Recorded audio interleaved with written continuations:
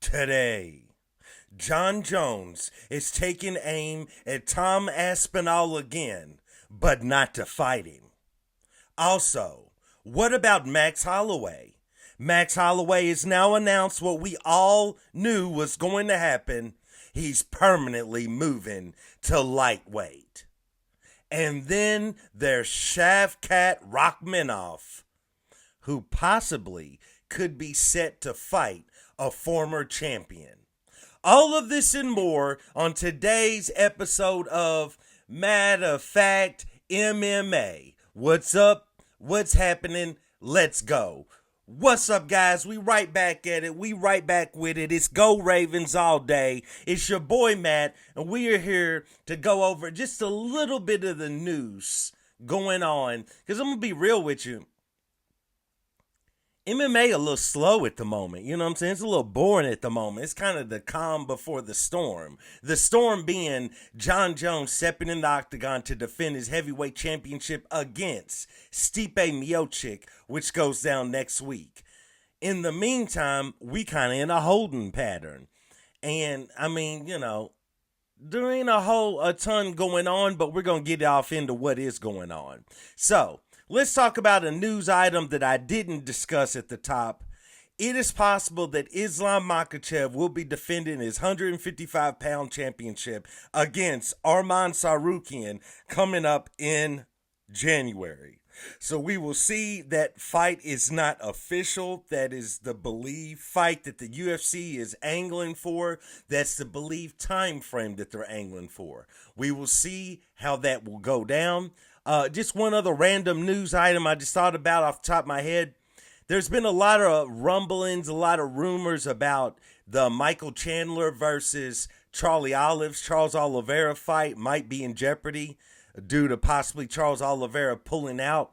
This isn't official. We haven't seen this yet. So as of right now, that fight is still occurring, which is what we want. We want to see Charlie Olives go in there and beat 2.5-year layoff Michael Chandler and send him to, I don't know if he's going to go, I don't know where you're going to send him to, but send him out of here. Nevertheless, let's get into something that's really dominating the news. Also, one more thing. I talked about at the top.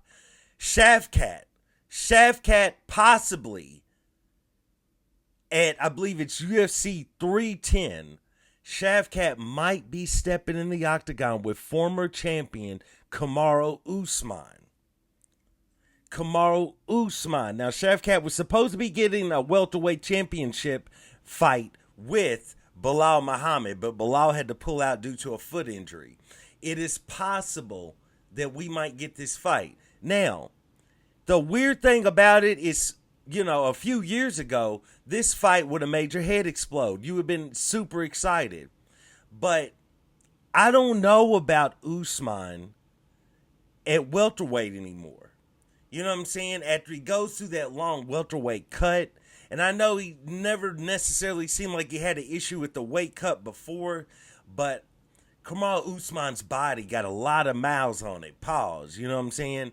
And it's like, I don't know, bro. I don't get those vibes about Usman anymore at welterweight. I feel like at this point in his career, for the sake of getting like money fights and things like that, I think he should be at middleweight. He, you know, the homie almost beat Khamzat Chimaev. You know what I'm saying? You might want to say it middleweight is all I'm saying. But let's get over to the news. So, John Jones doing a lot of interviews right now leading up to his fight next week with Stipe Miocic. When he was asked about what he might be doing if he beats Stipe as it pertains to Tom Aspinall or whatever his trajectory is if he doesn't retire. I'm just going to read you a statement. This is coming from John Jones. I'm not going to read you the full statement, just a portion of it.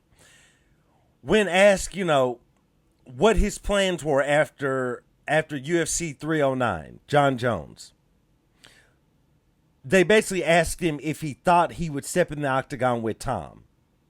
More than likely not. I feel like Tom Aspinall, I don't want to say is a nobody, but he just hasn't proven anything. He hasn't done anything. I understand that he won his belt against Sergey Pavlovich. Sergey just got slaughtered by Alexander Volkov. I'm not here to gamble someone else making a name off of me. I'm here to compete against the guys when we look back 10 years from now, like John Jones fought this guy, that guy, and this legend, this champion, and this champion. If there was a fight of a guy that's still on the UFC roster that would not only financially be worth it, but legacy worth it, it would be Alex Pereira. Alex Pereira and I were both 37 years old. Right now I weigh about 235. I think that fight would go much farther. And then he cuts off. I believe he said much farther on my agenda. So, I mean, at this point, bro, what more do you want from John? We want John to fight Tom Aspinall, but John is not going to fight Tom Aspinall, okay? And Tom Aspinall doesn't have enough time to go out there and wax any more competitors to get that cachet, to get that stardom that John Jones is looking for. So, you know, I mean, at this point, what more do you want from John? Because essentially, he's telling you that he's ducking Tom Aspinall. Essentially. Now, he's not going to word it that way. He's not going to come out and say that. But when John Jones is telling you, I'm not looking to allow someone else to make a name off me, that tells you there's the duck, quack, quack, right there. You know what I'm saying? Because essentially what he's saying is Tom is a good opponent. Tom is tough. Tom has the possibility of beating me. I'm not going to gamble on a guy going out there and making a name off of me if he hasn't truly earned it.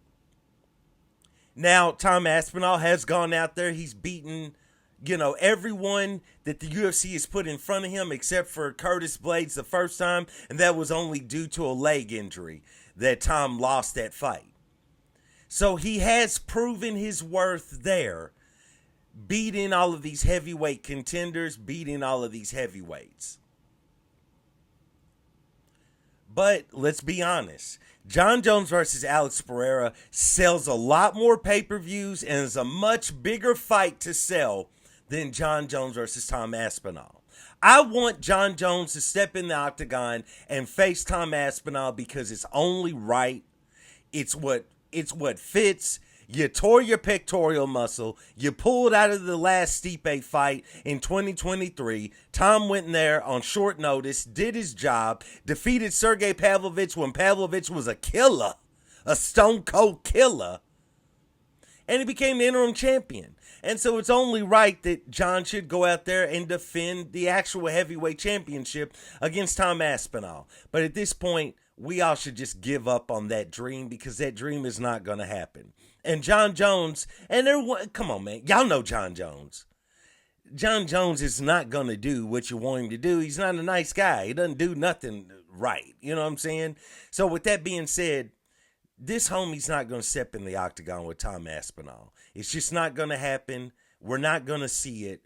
And so at this point, he's telling you that he's ducking the dude without telling you that he's ducking the dude. So I think at this point, as MMA fans, we should just move on, move forward, understand that that fight ain't going to happen unless Dana White does like what I told him to do a month ago. Since Tom's going to be the backup fighter for the Stipe fight, let's Nancy Kerrigan Stipe's knee, boop, boop, boop, bust him in the kneecap. Tom can go in there and fight John and we can get this over with. But I guess that ain't the right thing to do. Whatever. Nevertheless, that's the news. That's what's going on here. We're not getting Tom and John. We already knew that. So I'm down to see Tom and Alex. Hopefully it happens. And Tom Aspinall is the heavyweight champion of the world. And that's just how that's going to go. So it goes down tomorrow. We have UFC Vegas Fight Night 100. They spared no expense, got the biggest stars in the world, because in the main event we got Neil Magny versus Prates. Shout out to Prates. Nevertheless, man, it goes down tomorrow. Just want to drop a little knowledge on y'all, a little bit of news. Please like, subscribe, comment. Let me know what you think about the Jon Jones, Tom Aspinall saga and Jon Jones versus Alex Pereira. And once again, I do want to thank you for joining me for another episode of Matter of Fact MMA. And I'll check you next time. Peace.